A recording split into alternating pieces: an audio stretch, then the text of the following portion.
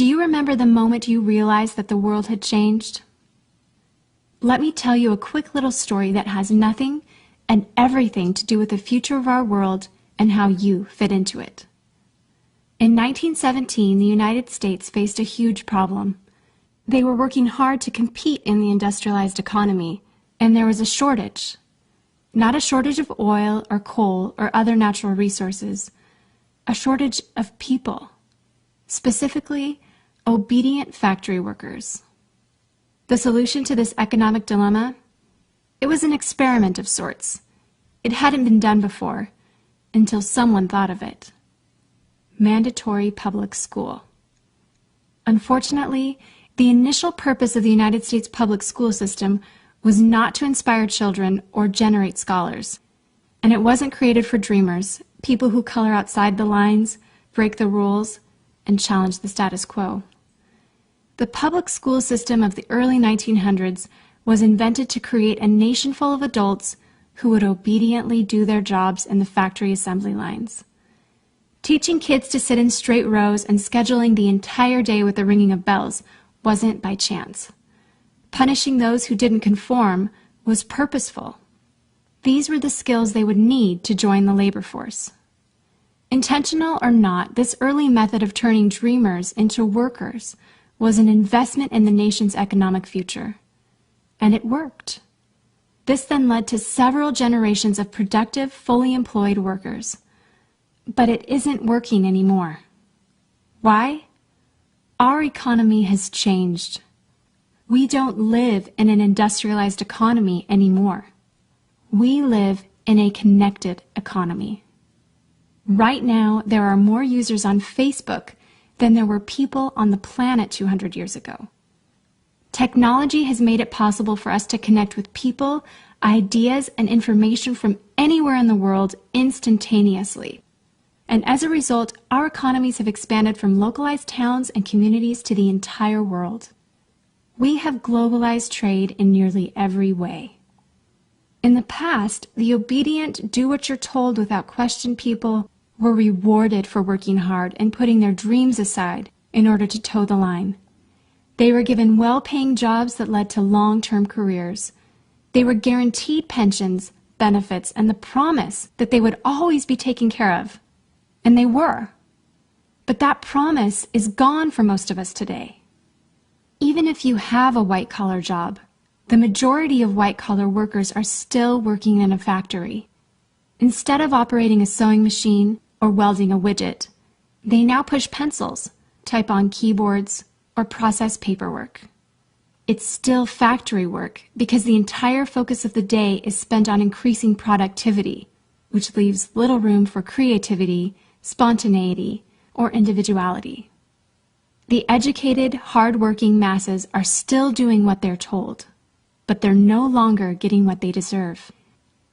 Even if you do everything you are told to do today, graduate from high school, go to college, get a degree, work hard in whatever job you can find, if you're lucky enough to find one, you're not guaranteed anything.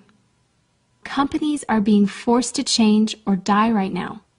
Layoffs happen much more often than job openings appear, and the highest paying jobs are disappearing or heading overseas at an alarming rate.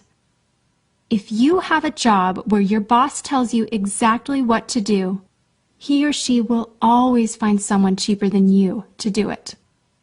Did you know that the average length of a job today is about 4.5 years? Contrast that to the 1960s when it was 40 years. The connected economy rewards a different group of people. It rewards the people who see things differently, who don't conform, people who have ideas that no one else has, people who are willing to work hard but know that the old way of doing things is broken. The connected economy rewards you not for being a cog in the wheel of life, but for standing up and reaching out. The connected economy rewards the connectors. Whether it's connecting a person to a person, a business to a business to a product, or a product to a person, those who learn how to connect are the ones who will survive and excel in the connected economy. That is how the world has changed. It's not about to change, it already has. Things are different now, and they're not going back to the way they used to be. Look at Facebook. What's their product? It's you. Your network, your information, your ideas, they all have value. Does Facebook pay you for the money they make selling your information to advertisers? No. But we still use it because we have an innate desire to connect with people. In fact, neuroscientists have found that we are actually hardwired to connect with each other. Some people know how to leverage this innate ability in today's economy, but most don't.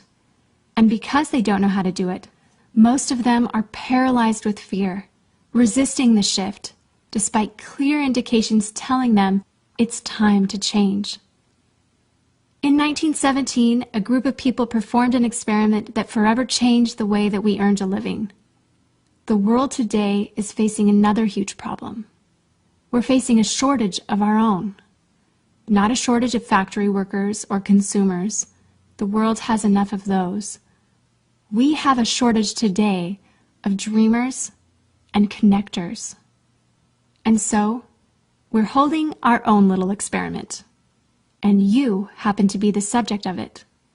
This 8-minute presentation was specifically designed to seek out and find the connectors around us. Those who recognize that we are on the brink of the next economic revolution, who are ready to thrive in the connected economy, and who are searching for the best way to do it. The internet and technology are rapidly changing the way that we do everything today, including how we make a living. It's not too late to embrace the change and find a way to make yourself relevant and profitable in our brave new world. And that's why we've invited you here today.